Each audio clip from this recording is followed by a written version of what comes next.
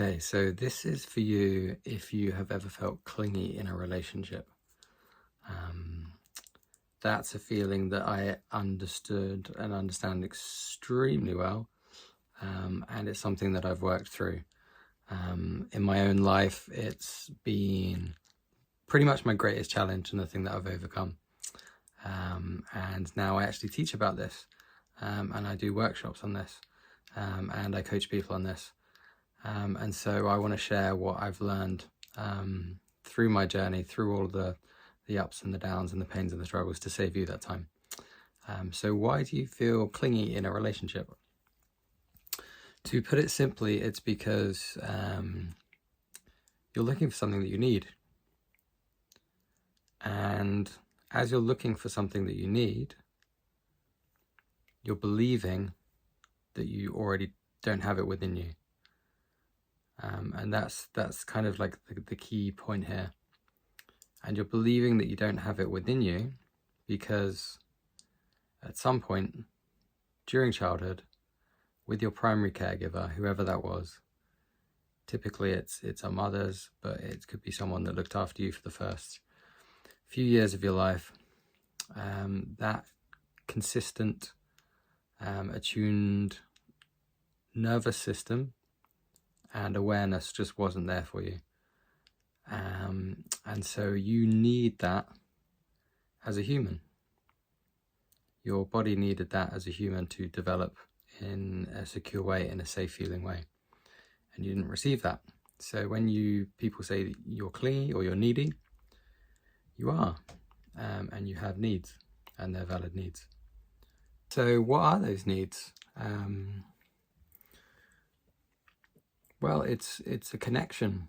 It's a connection between your nervous system and a safe nervous system. And that is the very thing that we all needed when we were young and when we were developing. And the reason we needed that is because if we couldn't signify that we were in danger, that we needed something, we needed food, we needed water, we would have died. If you think back over millions of years of human evolution, if that signal wasn't available and the person caring for us wasn't attuned to what we needed, we would have died. We would have been left in a cave and eaten by a wolf or a tiger or a mammoth or some kind of prehistoric creature that may have led to our demise. And so our nervous system is tuned when we don't receive that attachment for it to be a survival threat. So that's kind of just like a bit of the backstory as to why you feel needy in a relationship. It's because you're a human and you had needs.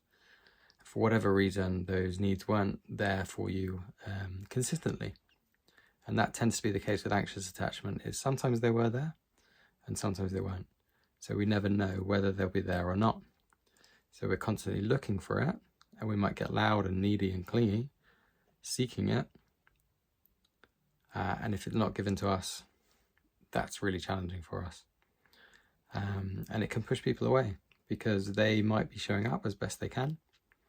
And if we're constantly needing something and they're doing their best, they will be repelled. So, what can we do about it? Because that kind of sounds, like it's an unsolvable problem, but it's not. We can actually tune in to ourselves, and we can start to basically reparent ourselves and reparent our nervous systems. And we might do this on our own. We might do this with support with therapists, with coaches, with really good trusted friends who are knowledgeable, who are kind of attuned and understanding in this area. And we can learn different tools that can support ourselves during these triggered moments, so we can actually get to the root of what's going on there. And breath work is a really fantastic one.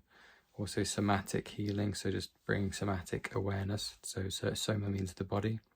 So bringing awareness to the point of the body that's actually gets activated when you're feeling needy. So you might just think, hey, I need to get a reply from this person so I can feel all right. But actually, if you turn your perspective outside in, you'll probably notice that there's some part of your body that feels a bit contracted or tight. Maybe your chest is tight, maybe you start to breathe a bit more shallow. So just for the simple act of bringing that awareness inwards, you're already shifting the pattern.